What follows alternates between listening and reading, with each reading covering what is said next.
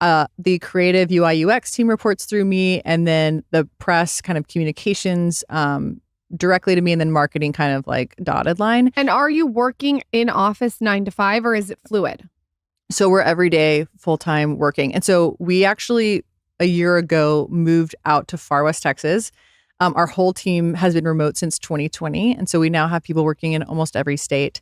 And I actually work at a desk in our bedroom, and then How do you do that with 4 kids? What's the trick? Amber, you got to tell me the trick. What's the trick with that? How do you work in your bedroom with 4 kids? I don't understand Lock that. the door. No, what do you mean? Lock Yeah. the door? You have to put like bars and a silencer. Like, how do you do that?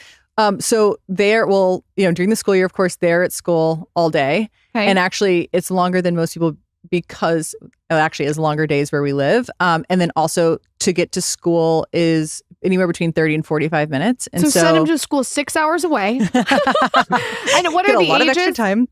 So my oldest is 8, my youngest is 3, and there are 4 of them.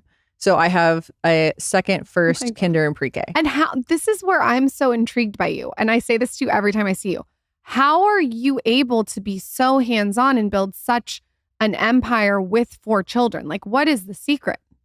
I don't know. It's a little psychotic, but I think Baxter and I both wanted a big family, and we knew that early on. We also dated for 6.5 years, and most of that time actually, we were dating 2 years before we started the business, and then another 4.5 during, and then got married in the middle of it.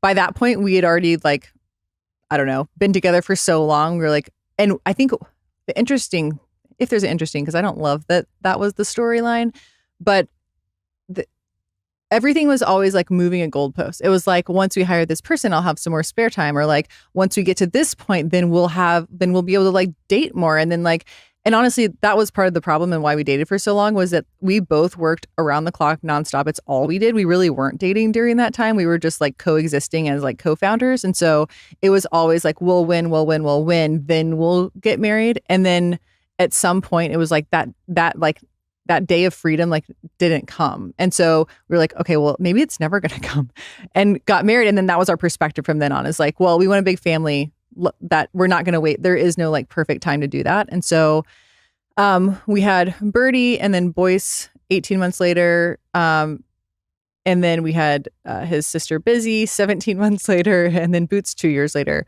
And my God. All bees. All bees. Cute. That's his side. I didn't fight that fight. So cute. Oh, everyone on Baxter's side is all bees. They're all bees. Wow. Yeah. That's so cute. Lauren, why we should have been all M's? M is not as good as B. Not to be mean. Last B. Wait, so how are you like managing all of this? Like, is there a secret? I asked Jamie O'Banion, who obviously Dallas, how she does all of it. And she said, Lauren, when I lay my head down on the pillow, it's either I was a great mother or I was a great businesswoman. It's never been both in one day. And I thought that was great advice, because it's true. It's like you can't do it all. You know what I mean? No. And Jamie actually gave me some wonderful advice early in having children, because I asked her a lot of the same questions. We both were entrepreneurs in Dallas. And she was like, Amber, you need to figure out what core memories you want to have. And then you book those things like they are meetings and appointments. She was like, for example, if you want to be the one taking your daughter to dance practice, then you book that like a meeting. This was like pre-2020. That's really smart. But like booking it, and you block it and you protect it. And she was like, if not, it will just never happen. And she's like, there's other things about, like, for example, volunteering at school. She was like, if I'm the head of the PTA, my children will never see me. And so that's not really doing something for them. She was like, but bringing cupcakes to class and like celebrating kids' birthdays or like being room mom, whatever. She's like, they see me. I'm like part of that. And so that's actually for them. And so she was like, I just try to think of these things strategically. And I have used all of that advice. The mom guilt thing is like super real. I think about it all the time. Like the struggle between like prioritizing, Baxter and my children. Like I hate to say that, honestly, so many times Baxter gets the backseat when he like totally should. And I try to not do that. And I think it's because I feel like we have them for this like short period of time, and I need them to like be great people, and I need to be influential in their lives. That's actually why we moved to the ranch a year ago. Was I just felt like I was on this hamster wheel in Dallas, where both professionally, personally, our families are there.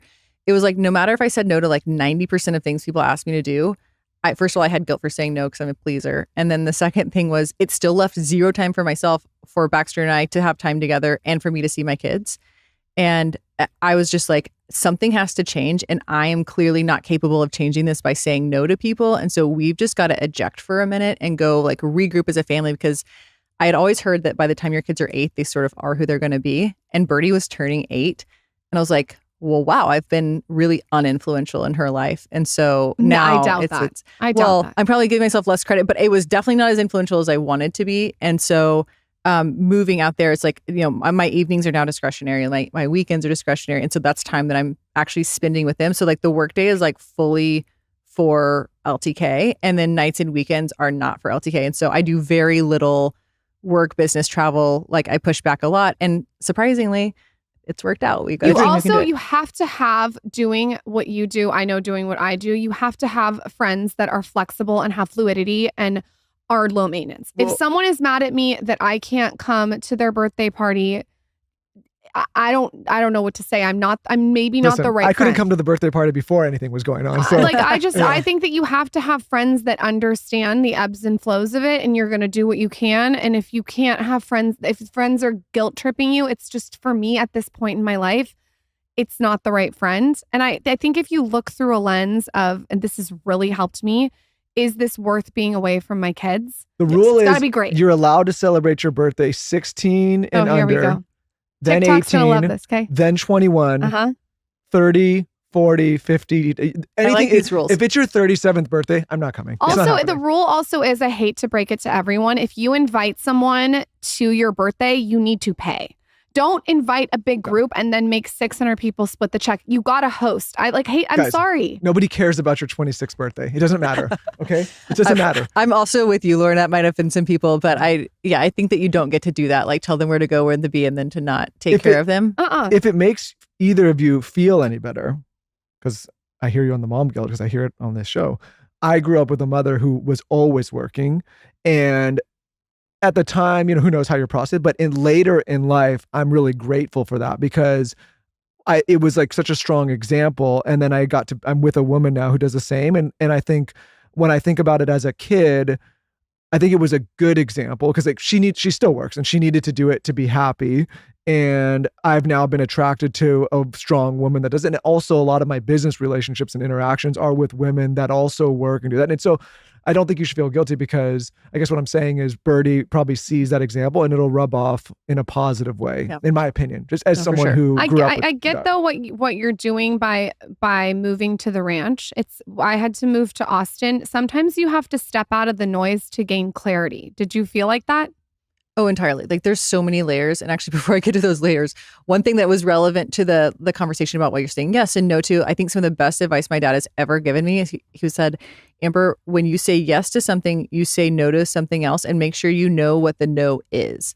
And I was like, wow, that really becomes really clear, because there's so many things like that you're offered and opportunities, right? Like come speak at this, host this thing. And some of them are like wonderful things and with wonderful people. And it's like, well, that means that this week I don't get to go on a date night with Baxter. Or that means this week my kids saw me twice or whatever. And so like, is that the exchange that we're going to make here?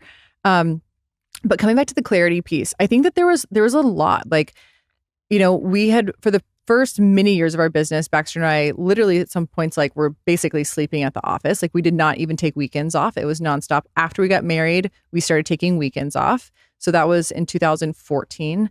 And then let's see, once we had Birdie, 2015, we actually started working more normal hours. Like I'd say like 8:30 to 5. To me, that was like short day, because I was like, oh my gosh, if I actually keep working like this, Birdie will live in my house and I will never see her, because I'm going to leave before she wakes up. And then I'm going to come home after her bedtime. And like we could